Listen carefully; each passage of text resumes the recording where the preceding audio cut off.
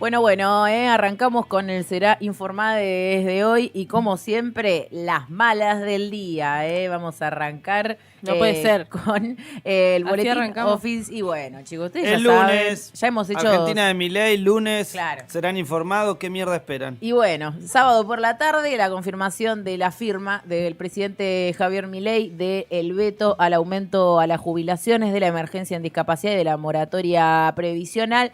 Hoy a la mañana sale oficialmente oficializado en el boletín oficial, más oficializado que eso, imposible. Más oficial, imposible. Tras el veto de Javier Milei, y entonces ahora arranca la discusión. ¿Se sostiene o no se sostiene? Bueno, ¿qué vetó el presidente Javier Milei? Las leyes aprobadas, tanto por la Cámara de Diputados como por la Cámara de Senadores, de un aumento en los haberes jubilatorios del 7,8%, si no me equivoco, más el bono que pasaba a cobrarse 110.000 pesos. Además de eso, una extensión de la moratoria previsional que ya se había vencido, y sumado a esto, una declaración de emergencia en discapacidad atendiendo a la situación del sector, que más rato nada más vamos a estar abordándola en particular. El presidente, obviamente, al instante en el que esto fue aprobado por el Congreso de la Nación, anunció un veto presidencial y dijo que, de tumbarse este veto, se judicializaría la medida. ¿Qué dice el gobierno? Que las medidas sancionadas por el Congreso de la Nación conllevan un aumento de aproximadamente el 6% del gasto primario de la Administración Nacional previsto en el presupuesto vigente en términos anuales, cifras que dificultarían el cumplimiento de las metas fiscales fijadas por el Gobierno Nacional para el actual ejercicio fiscal y los siguientes.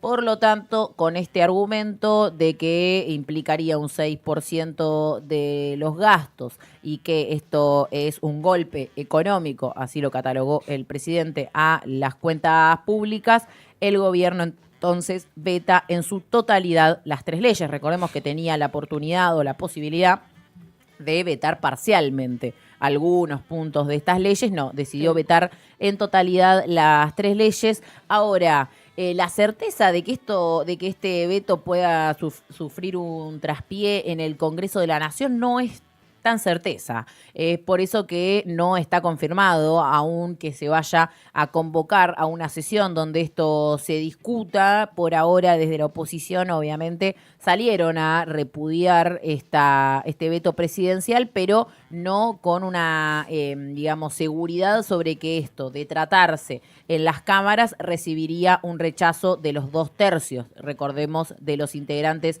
de tanto la Cámara de Diputados como la Cámara de Senadores, que es lo que se necesita para poder frenar un veto. En ese caso, de conseguirse 2/3 en ambas cámaras, el presidente debería promulgar la ley sin posibilidad de volver a vetarlo. Esto no está seguro, por el contrario, sí habrá una gran sesión importante este miércoles próximo, donde no se trataría este veto a, como decíamos, la emergencia en discapacidad y la situación de los jubilados, pero sí se tratarían otras leyes que, bueno, no le gustan tanto al gobierno nacional, como por ejemplo el financiamiento a las universidades y el financiamiento a los hospitales pediátricos nacionales, además de la ley de emergencia en Bahía Blanca, con la cual la oposición quiere insistir en estas partidas que el gobierno decidió vetar para,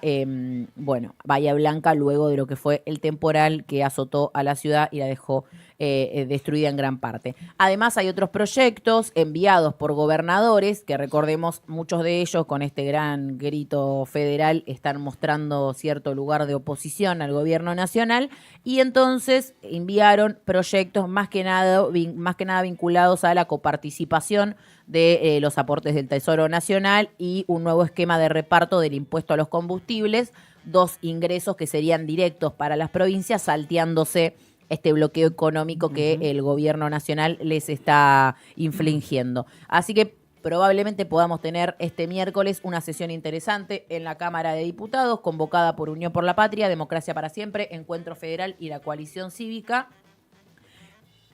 que también, digamos, pondría al oficialismo en un lugar de negativa, en este caso contra otros sectores afectados. Como decíamos, allá hablamos de discapacidad, hablábamos de jubilados, ahora volvemos a poner sobre la mesa la situación de las universidades, justamente en un periodo de regreso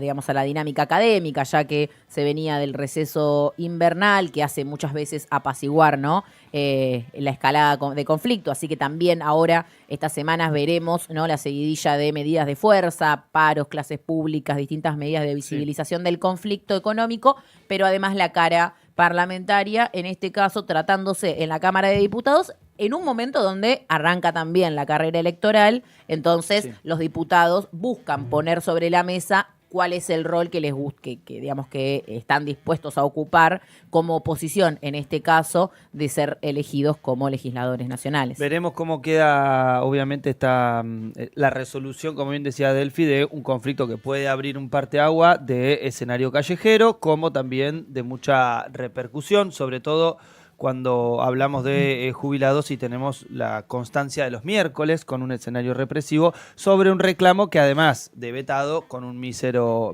aumento. A priori el poroteo diría que no estaría tan cómodo de conseguir 87 o tantos más héroes. El gobierno y específicamente Javier Gerardo Milei para el veto.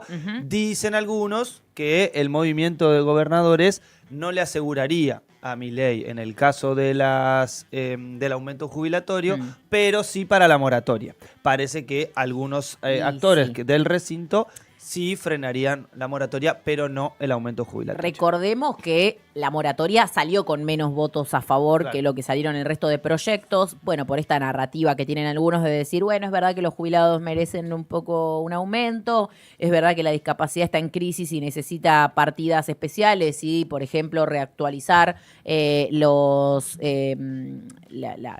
la paritaria, pero sí, digamos, el esquema, el esquema económico de los prestadores de servicios y demás, pero dicen, no creo que sea tan urgente y además, digamos, dificulta mucho las cuentas públicas que se jubilen todas aquellas personas de más de 60 años que no pudieron realizar sus aportes, sus 30 años de aportes.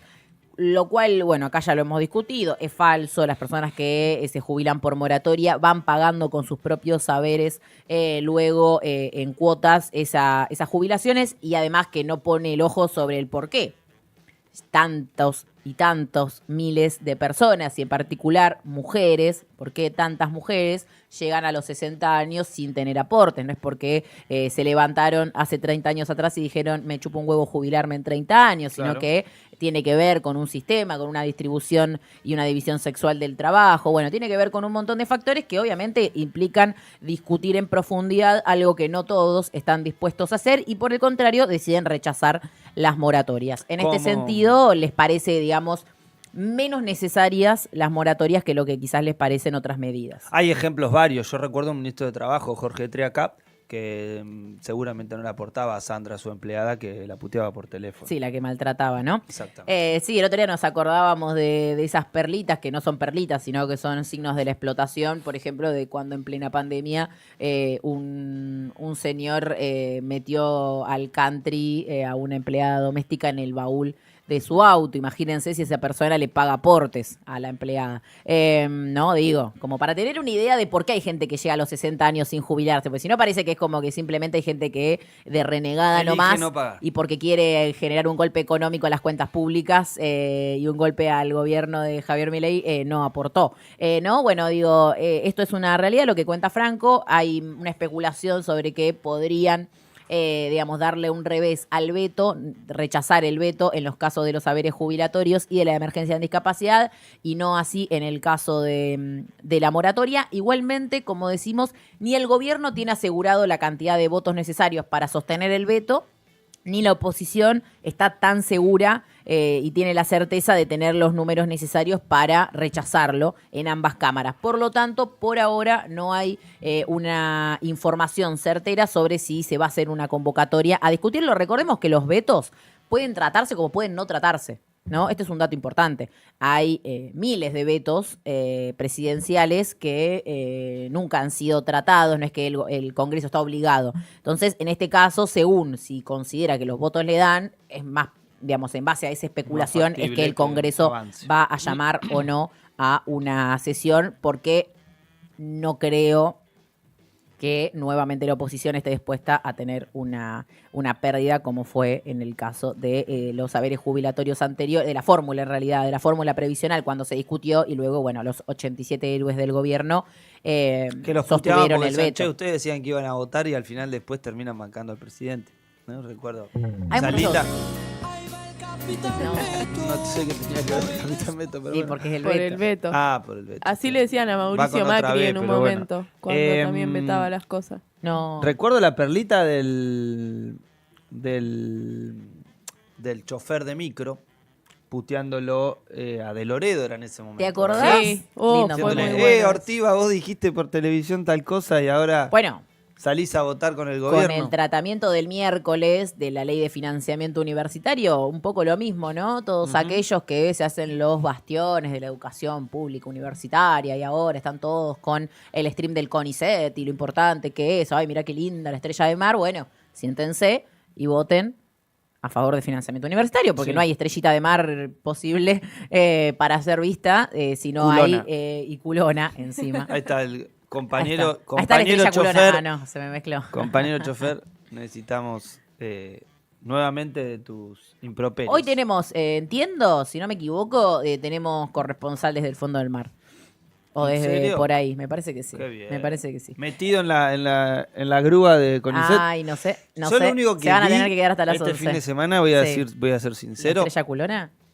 fue la indignación que generó eso en los Libervirgos, que realmente no puedo creer Más cómo un de- streaming del fondo del mar puede dañarte tanto. Ellos están muy La dañados, ciencia, ¿no? entonces todo les hace recordar lo dañado que están. Ese es el problema. Eso porque miden todo por audiencia, entonces... no, Vos decís porque ya- le bajaron los números. Sí, Yo creo que... Le bajaron los views y entonces están Yo- se nerviosos. pusieron como locos porque dijeron es más atractiva una Es más estrella atra- culona y que, sí, que el Milei Gordodán. actuando con títeres. Que el títere de Milei. Y sí, Por perdón, favor. pero muchísimo más ganas de ver a la estrella culona.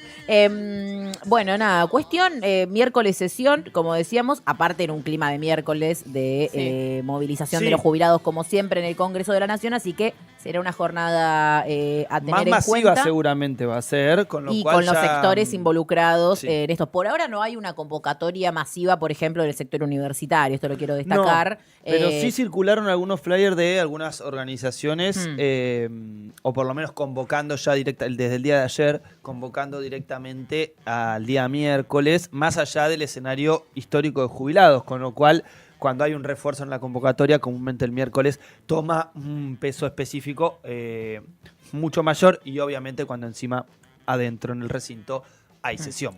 Sí, y además todo esto se da, perdón si miro el celu, es que se me cerró todo de la compu nuevamente. Vos podés mirar todo lo que vos quieras. Gracias, no, Delfina. después me Nadie reten, te se va a están decir mirando nada mucho el acá. celu, están mirando mucho el celu. Que no se te caiga la corona, Se me esas cerró cosas te todo dicen. de la compu, como siempre. Ahora lo trato de reabrir. Pero pongan plata, www.revistatrinchera.com/comunidad. También en esta semana nos llegan los dólares, chicos, nos llegan los dólares del Fondo Monetario Internacional. pensé que a nosotros, ya No, estaba chicos. No. Yo también. Y bueno, técnicamente sí, vos lo Una vas a tener gana- que pagar, así una gana que de tener verde, sí. un poco son tuyos, Bueno, aunque no los tenemos verde puedas de la yerba. disponer. Ahí está, Toto Caputo con Cristalina Georgieva. Después de una semana de suba del dólar, cerró alto el dólar, no nos vamos a detener en eso, pero está complicado el gobierno porque los números no le dan y está rezando, me imagino a Toto Caputo por las noches, más que rezando, pegando tu vaso a los mayoristas y a los proveedores, si es que lo hacen. Pues ya viste que dicen que no intervienen en el mercado Sí. interno, pero después se les conocen un par de atribuciones que se toman, que esto no se traslade a precios. Esa es la gran preocupación del gobierno, ¿no? Que en el mes de agosto no se vea un impacto de esta suba del dólar en los precios. Ya lo vienen diciendo, ¿no? Y lo venimos contando acá.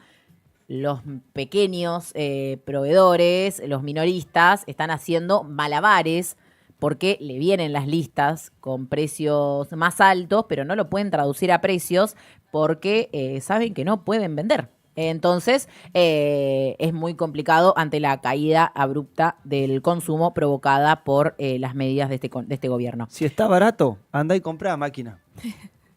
Así dijo el ministro. Así dijo el ministro. Y después salió Javier Milei en el stream de Neura, que eso no lo hablamos tanto, cuando estuvo ahí con todo el equipo económico, y dijo el dólar flota, que en un momento él dijo algo que tuvieron que aclarar a sus costados Bausili y Toto Caputo, dijo que esto que alentó Caputo dijo, está barato el dólar, compren, le dijo a los empresarios, no a vos, obviamente que a vos no te lo dijo, y Milei dijo que la suba del dólar se debía a un golpe económico que le habían hecho algunos sectores intencionalmente comprando dólares para afectar el registro que tenía el gobierno, y ahí los frenan y le dicen, no, bueno, Pará. acordate, Javo, que somos libertarios, Sí. liberal libertarios, nosotros no ponemos el cepo a la compra de dólares. Bueno, se le Le chaspoteó tuvieron un poquito. que avisar. Al Javo se olvidó que era liberal libertario, Mirá. porque eso depende del día, ¿viste? ¿Viste cuando comes manzana verde que se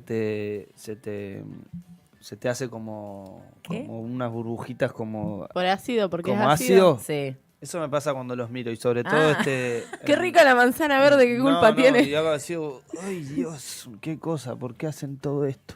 No, la verdad que fue lamentable. 2.000 millones de dólares nos va a enviar el Fondo Monetario Internacional, que aparte, ¿se acuerdan de esto que hablamos del waiver? Que era el perdoncito, que era como, perdón, fondo, dame la plata a pesar de no tener las metas que te prometí, principalmente las reservas, que aparte Bausili, presidente del Banco Central, dijo que era una pregunta muy difícil de responder. ¿Cuántas Excelente. reservas tienen Excelente. en el Banco Central? Bueno, ¿vieron? ¿Se acuerdan de eso? Ese waiver, ese perdoncito. Bueno, ahora se convirtió en algo perdonzote, porque nos van a cambiar las metas. Así que como no podíamos Meta y cumplirlas, ponga. nos van a cambiar las metas de deuda interna y nos van a cambiar la meta de reservas. Así que ahora Toto Caputo ya puede fugar más tranqui porque el Fondo Monetario Internacional no le va a pedir tantas explicaciones. De esta forma, entonces, 2.000 millones de dólares que entran a la Argentina, gran parte de eso se va en el mismo pago de la cuota al Fondo Monetario Internacional de la deuda más grande de la historia de la Argentina, tomada 2 veces por el mismo Toto Por el Caputo, mismo el Toto. mismo Luis Toto Caputo, el mismo, ni el primo ni el hermano. El que tiene el El mismo. 96% Una en de su 2018, plata fuera del país. Una en 2018 y la otra ahora. El mismo tipo. 29%. La semana pasada, entonces, Caputo detalló que a partir de ahora el acuerdo tiene una reconfiguración en las metas de reserva menos exigentes para este año. La gran pregunta, como decíamos, es si la suba del dólar va a trasladarse a precios o no. ¿Quién le respondió? Cristina Fernández de Kirchner en un ¿Qué Che le Milei. Ahí lo tenemos, Che Milei, campeón. Campeón. ¿En serio que todo marcha de acuerdo al plan? ¿Es así la boludez? Le dice Cristina Fernández de Kirchner, que escribe en los tuiteros que Karina dejó afuera de las listas. Bueno, y ahí la leemos entonces a la expresidenta Cristina Fernández de Kirchner, que este fin de semana se estuvo reuniendo con algunos líderes regionales, ¿no?, de América Latina, como Ernesto Samper, entre otros, y la vemos ahí a Cristina que decía, ¿y vos, Toto Caputo, lo único que se les ocurre es ir a un streaming, echarle la culpa a la amiga de Videla, es decir, tu vicepresidenta, y a los cucas? ¿Ves que sos un presidente muy cobarde? Dice, no es una visión conspirativa de la historia, es mucho más sencillo. Hay que escuchar a lo que dicen y ver lo que hacen. Eso sí, fíjate, Milei, porque cuando no les sirva más, te van a tirar al basurero de la historia. Postdata, leí que en el streaming dijiste que vas a ser reelecto en el 2027. Te quiero comentar que determinados adminículos se usan una vez y luego se tiran, dijo Cristina Fernández. ¿Escuchá Algo la que lo escuchá dijimos, la trinchera? lo Yo dijo ya estoy Franco pensando- el viernes. Solo que agregaste la palabra preservativo, cosa que Cristina más elegantemente no la dijo. Pero literalmente Profiláctico, dijimos lo dije mismo. yo. Profiláctico. Dijimos exactamente lo mismo el viernes, porque es así. A Milei lo van La a usar invitamos y lo van a a que tirar. nos dé una entrevista. Invitamos a ir a San José 1111 a entrevistarla. Armamos un programa que se llama San José 1111 aquí en Trinchera. Cristina, Le pedimos su reportate. permiso para hacer la temporada. te paso la encuesta de oyentes, la Cristina. serie de Cristina. Loco, Sabemos que estás del otro lado. Tiranos un Bueno, guiño, esto por lo le menos. respondía entonces Cristina Fernández de Kirchner a todo el esquema del gobierno en la parte económica, que es un poco toda, porque Es toda que es se verdad, rige por tiene esto. razón. Y sí, tiene razón Cristina Fernández de Kirchner. Es un adminículo que lo van a usar y lo van a tirar. Por eso el verdadero enemigo no es Javier Milei, sino que son los titiriteros de este programa de gobierno, que como decíamos se repite y no es la primera vez que esto sucede. Ahora sí, vamos a meternos en las consecuencias de este modelo, ¿no? Porque llega la plata, esto, lo otro, que veto, que no veto, que apruebo, que no apruebo, pero hay consecuencias y como siempre las contamos en las voces de las protagonistas, así que nos metemos en la comunidad de la mano de Male. La comunidad de Male.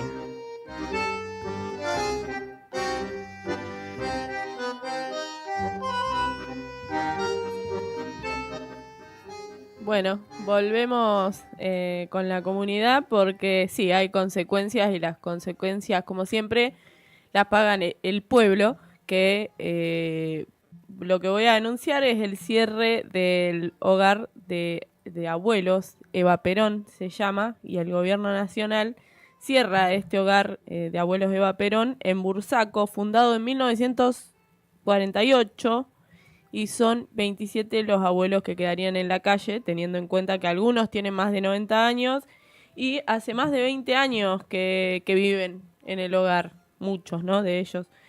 Siendo personas que requieren de cuidados especiales, ya que tienen enfermedades que necesitan atenderse. El lugar lleva 76 años abiertos de manera ininterrumpida. El edificio dispuesto por la Secretaría de Niñez, Adolescencia y Familia, que depende del Ministerio de Capital Humano a cargo de Sandra Petovelo, ahora recae en el edificio fundado por el peronismo en 1948. La justificación que expresa el gobierno nacional y Sandra Petovelo es que el edificio no es habitable. Bueno, ahí vemos una foto de cuando se fundó en el 48. Bueno, los trabajadores del lugar desmienten que sea así, que el edificio no sea habitable. Y Aparte exhiben, refaccionalo, si no Sí. es habitable, no lo Sí, cierres. es un lugar histórico, ¿no? Y exhiben la falta de inversión del gobierno nacional en esto que vos mencionabas, en mejoras edilicias. Y algo que también es grave, que es la ausencia de pagos a los servicios, de los cuales los abuelos tenían que usar sus jubilaciones para pagar la luz, el gas y otros Y servicios, si ¿no? les sobre. A esto se le suma que hubo una baja de trabajadores. 60 personas trabajaban en el lugar y con el gobierno de Javier Milei quedaron 40 y no hubo una recomposición de nuevo, ¿no? Según dicen estos 40 empleados que están a la espera de ver qué pasa con ellos, tendrían asegurado que se los va a reubicar en otros centros cercanos a Brown, que es donde está ubicado el hogar que van a cerrar. Si bien no hay fecha todavía de cierre, el gobierno, con estas acciones que venía teniendo, como dejar de pagar los servicios, ya viene haciendo el caminito hacia lo que es el fin del hogar Eva Perón, que ya lo hemos visto con varios lugares, ¿no? Desfinanciándolos hasta cerrarlos sin ningún tipo de interés.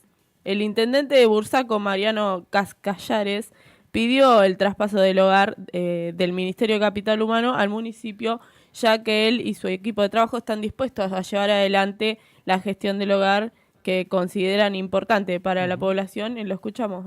Desde hace un tiempo, ya en el mes de febrero, hemos tomado contacto con las autoridades del Ministerio de Desarrollo Social, del Gobierno Nacional, a los efectos de hacer las gestiones necesarias para que el hogar Eva Perón pase a la jurisdicción municipal. Nosotros tenemos toda la predisposición para hacernos responsables y que este hogar siga brindando una función tan importante como la que ha tenido durante todo este tiempo. Así que tenemos la expectativa de que las autoridades nacionales se hagan eco de esta gestión que venimos llevando adelante, esta predisposición desde el gobierno municipal, para que un ámbito donde pueden ser albergados hasta 80 personas de adultos mayores pueda seguir cumpliendo esa función, esa expectativa que su propia creadora, que fue Eva Duarte de Perón, tuvo como ideario. Bueno, el lugar cuenta con 32 hectáreas donde hay un teatro, un comedor, más de 25 habitaciones, una capilla y un sector de cuidados especiales. Demasiados un edificio derechos, Male. histórico, sí. Son Es demasiadas mucho. facilidades para un anciano. No las Y el necesita, argumento dijo es, el che, gobierno. esto no da para que lo habiten, que se muden los viejos de acá. Sí, no, ¿y qué vas a hacer con los viejos, no? Bueno, un Acá quedaría edificio- mucho mejor una oficina del, Sí. del Ministerio de Capital Humano, dijo Ciertamente. Petovelo. Sí. La de Petovelo. Bueno, este edificio sobrevivió al gobierno de Mauricio Macri, que también lo quiso cerrar, pero bueno, sobrevivió y Evita expresó, los trabajadores de Evita expresaron su... No, perdón, Evita expresó su preocupación por los ancianos y por eso escribió y anunció el 28 de agosto de 1948 el Decálogo de la Ancianidad, una lista de derechos de las personas mayores que fueron incorporados luego en la Constitución del 49. Asistencia, vivienda, alimentación, vestido, cuidado de la salud física, cuidado de la salud moral, esparcimiento, trabajo, tranquilidad y respeto. Este decálogo fue la antesala de un cambio de paradigma porque rompió con la mirada asistencial y reconoce a los ancianos como sujetos de derecho, lo que el gobierno nacional de hoy ignora y desprecia. Un Lindo mes... el decálogo ese para Hermoso. reivindicarlo un poquito ahora, ¿no? En clima donde algunos dicen, ay, no sé si hay que ir, no hay que ir los miércoles, Sí. ta. Hermoso. Viste que uno mide en el peronismo Los en sangre. únicos privilegiados. Sí. Los niños y los ancianos. Los ancianos. Bueno, un mes después de este decálogo se inauguró el hogar Perón, luego de que la Fundación Eva Perón adquiera las instalaciones que pertenecían a la Sociedad de Beneficencia Alemana. En ese entonces contaba con capacidad para 200 ancianos en 3 pabellones con dormitorios. También contaba con pabellón médico, con sala de atención, consultorios y más de 30 camas, cocina, comedor, cine, teatro, biblioteca, peluquería, vestuarios y una capilla. Es todo lo que como nació, ¿no? Este hogar.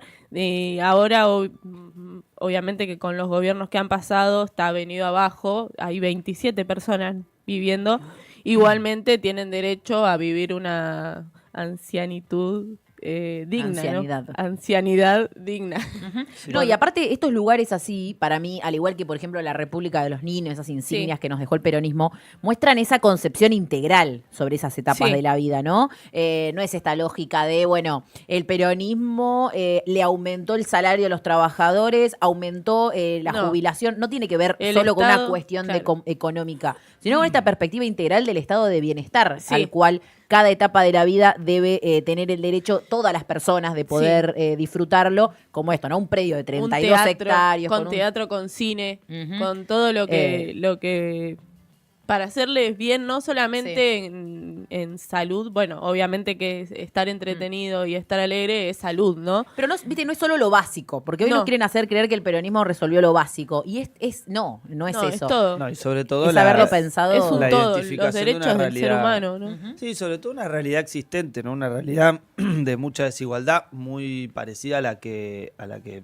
vivimos en el día de hoy, digo, previo al triunfo, sobre todo de los primeros 10 años del peronismo, que han logrado grandes avances en todos los aspectos, pero sobre todo en una determinación de ver esta realidad tan desigual y avanzar en prolijarla, por lo menos ponerla lo más cercano a la dignidad posible, y en este caso los hogares ocupaban Sí. un rol central en esa situación de vida para ese sector apuntado a dignificar su vida. Sí, también recordemos que lo que viene a hacer este gobierno es aborrar todo lo que tiene que ver con el peronismo, o al menos lo está intentando, y está logrando cosas que no lo pudo ni siquiera el Mauricio Macri, que creíamos que era lo peor que le pasó a la Argentina. Bueno, ahora ya Siempre tenemos hay otro algo que... peor. Siempre se Bueno, puede venir algo peor. Este hogar, como les mencionaba, es historia de nuestro país y todavía conserva la primer ficha de inscripción del primer residente, que fue José Cubero Aranda, de 67 años, un español naturalizado argentino, soltero y sin recursos, que había sido vendedor de diarios. Todavía tienen el registro del primer hombre que pasó por ahí. Es historia, ¿no? Y que veremos después qué hacen con este predio, porque también está eso, ¿para qué lo quieren? Porque no apuntan porque sí a un lugar que tiene 36 hectáreas y tiene este edificio que les mencionaba con todas esas características, ¿no? Vamos a ver qué pasa. ¿Qué hace Sandra Petovelo con ese Yo terreno? tengo mis sospechas. ¿Cuál es? Que lo quieran vender. Ah, Sí. probablemente. Algo Una privado va a construcción. funcionar, quizás Sí. un hotel. Y acá, ya que estuvimos hablando bastante de peronismo, entonces les contamos que algo que se viene próximamente, van a ser un par de segmentitos y unos lindos momentos que le vamos a dedicar en este Será por las Malas a releer al peronismo y a pensarlo desde la actualidad, así que se vienen cosas. Nosotros nunca nos dormimos. Cuando ustedes piensan que estamos en Nos automático, podemos olvidar, pero no nos dormimos. nunca, jamás nos dormimos. Así que 10 minutos para las 10 de la mañana, ya volvemos. No sabía desde dónde verlo y lo vi desde el lente de Franco.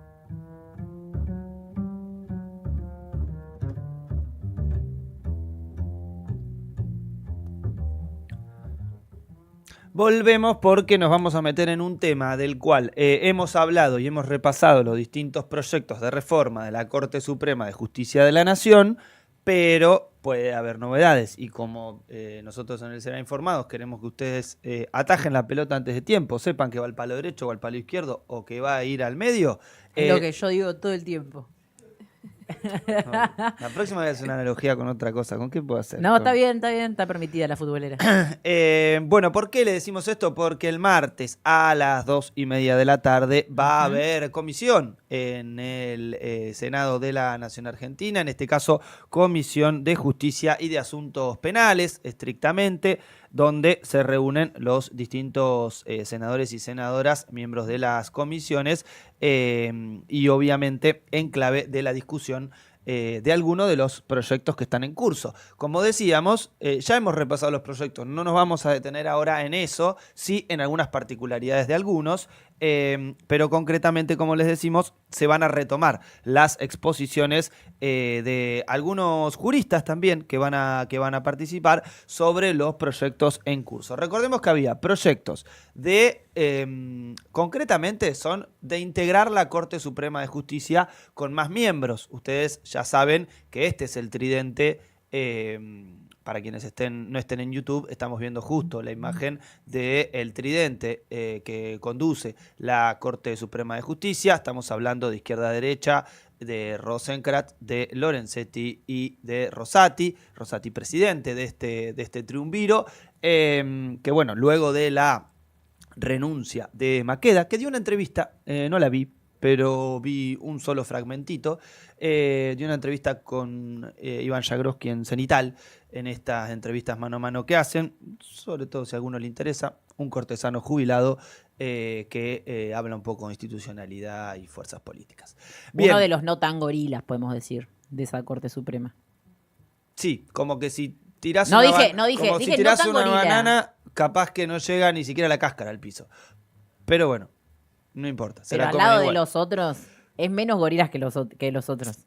¿O no? Sí, no, es no me difícil. bancás en esa. Sí. Es que sí, Sí. el gorilismo en sangre es difícil. Es menos gorila que los otros. No digo que no sea gorila, digo que es menos gorila que los otros. Imagínate lo que son los otros. Claro. Hizo una defensa del peronismo, por lo menos en esta entrevista. O sea, que por lo vi. menos dijo que el peronismo no es dictatorial y Claro, y es no es democrático. golpista, dijo. Lo cual es bastante más que lo que dice cualquier otro cortesano. Sí. Es verdad que también, bueno, él fue vara está- fue miembro del partido, lo mismo Rosati. Él banca tuvieron- a Yarlora, banca. Claro, tuvieron candidaturas políticas, Schiaretti. ambos. No me conté que la Corte Suprema tiene integrantes que tienen opinión política. ¿En serio? Y el señor Rosati tiene No. vida política, que se haga cargo. No de te la eso. puedo creer. Pero bueno, después el señor Lorenzetti, que tiene una ambición presidencialista de la Argentina, debería haber recurrido ese camino si realmente quiere ser presidente y no hacer las cosas que hace. No ser el profiláctico del Laufer, por ejemplo. Dijo y el Cristina la señor- semana que viene. Escuchá, la semana que Y viene. el señor Rosenkrantz, el futuro que Che Milei. es parte de los tipos que Macri puso a dedo, ustedes ya se acordarán. Lo mismo quiso hacer Milei. ¿Con qué afán? Con el mismo afán de recomponer la Corte Suprema de Justicia, que no puede funcionar con 3 miembros. Recordemos que esta Corte de Justicia está así por las vacantes que han quedado, por las jubilaciones de los otros miembros, y no ha habido una recomposición de esos lugares. Estamos hablando de los 2 lugares que dejaron Maqueda y Hilton. Bueno, entonces, ¿qué fue lo que quiso hacer Milei? Milei quiso poner también a dedo. Y esta fue la decisión de Santiago Caputo de avanzar para poner a dedo, recuerden ustedes, a Ariel Lijo y a Mansilla, García Mansilla, que fue retrotraído esta medida. Y fue uno de los puntos con los cuales Caputo quedó herido hacia dentro del gobierno porque, bueno, le salió mal la jugada, quiso jugar de guapo y, bueno, el Senado le fue para atrás las designaciones. Con lo cual, entonces, sigue en curso la discusión alrededor de cuáles son los distintos proyectos que se han presentado. Recordemos, vamos a pasar rápidamente por algunos que hablan desde 9 miembros, o sea, sumarle 6 miembros a esta corte. Y en todos se habla, en algunos se habla específicamente de la paridad de género, en otros se especifica que, por ejemplo, si son 7 miembros, 5 no sean del mismo género, o sea, se está estipulando que sean 4 y 3. Esto en clave un poco de ese esquema en clave de paridad. Eran 8 expedientes. Cuando nosotros repasamos la última vez que hablamos específicamente con Nora del Valle Jiménez, recuerdo, Sí. una de las creadoras de uno de los proyectos. Bueno, ahora se sumó otro, que es del interbloque de Unión por la Patria, que lo firma la senadora Juliana Di Tulio. Lo presenta con un texto bastante viejo, podríamos decir, retrotrayendo un proyecto del ex senador Adolfo Rodríguez Sá, el puntano, famoso referente de la provincia y presidente por 2 días en la Argentina, que se negó a pagarle al Fondo Monetario Internacional. Bien, entonces, ¿qué es lo que plantea el peronismo en este caso? Estamos discutiendo la conformación de la Corte Suprema de Justicia. Recordemos, el peronismo que tiene una mayoría consolidada, si se quiere, en el Senado, con una capacidad hoy de articulación con algunos otros actores para poder, destrabar gran parte de este debate. ¿Qué es lo que plantean desde el peronismo? O mejor dicho, el mismo José Mayans, además de ser jefe de bancada del interbloque, de parte del interbloque, referente histórico dentro del Senado, formoseño, el jefe del interbloque. ¿Qué es lo que dice entonces? Aspiran por lo menos a meter 3 cortesanos para equilibrar esta Corte Suprema de Justicia, sobre todo con el análisis político del accionar de este triunviro, ¿no? Un accionar no solamente profundamente político, con tiempos políticos, ¿no? De fallos. Recuerdan ustedes que la Corte Suprema no tiene apuro para fallar en ninguno de sus, incluso de las acordadas, pero ¿qué es lo que realizan? Bueno, lo que dicen algunos es, esta Corte tiene tiempos políticos. Con lo cual se espera por lo menos ponerle un equilibrio, así dice José Mayans, con respecto a esto y sobre todo con la característica de que el máximo tribunal fue quien garantizó el desenlace de la causa vialidad que hoy la tiene detenida a Cristina Elizabeth Fernández de Kirchner. Con lo cual, desde el peronismo se viene planteando insistentemente este punto. Siempre hay negociaciones, dice también Mayans, y sobre todo con un tema tan importante como la reforma de la composición de la Corte Suprema de Justicia. Mientras tanto, del otro lado, o sea, de la Libertad Avanza, no hay proyecto presentado. O sea, los senadores no están presentando una propuesta que, por ejemplo, en el caso que me olvidaba de nombrar, en el caso de Juliana Di Tulio, plantea también que contemplen las distintas ramas del derecho, ¿sí? Que no sean exclusivamente todos tipos relacionados a lo económico penal, que es comúnmente como se compone la Corte Suprema. O sea, abogados que han desarrollado toda su carrera como jueces de empresas, como por ejemplo Rosenkrantz, que, bueno... sí, que puede haber abogados de la rama laboral, de la rama contenciosa administrativa, o sea, que de las distintas líneas, porque después recordemos que la Corte Suprema tiene que tratar temas de cualquier tipo, ¿no? Y después también vemos, por ejemplo, esto que nosotros lo vamos hablando acá, ¿no? Que tiene que ver con las decisiones que toma o que decide no tomar, por ejemplo, en los casos, no solo de Cristina Fernández de Kirchner, también lo hemos hablado en el caso de Diana Zacayán, por ejemplo. pero también digo en el caso de Diana Zacayán, por ejemplo, ¿no? Y que ahí lo que termina haciendo la Corte es fallar que no va a pronunciarse sobre cierto tema, ¿no? Entonces faltan claramente una multiplicidad de miradas, una mayor diversidad a la hora donde eso, bueno, primero que la Corte trate bastantes más proyectos y no solo los que les convienen, porque ya que tiene proyectos cajoneados hace décadas, pero además que uno, digamos que teniendo en cuenta que es un poder del Estado, de la República, pueda tener una mayor representatividad y no que sean estos 3 tipos que hoy en día ocupan esas bancas. Que deberían ser 5, ¿no? Pero incluso siendo 5, ya era poco representativo de la Argentina. Por eso gran parte de los proyectos tratan de nutrir de más de 5 personas a esta corte. Como decíamos, el peronismo dice por lo menos 3 hay que meter. Claro.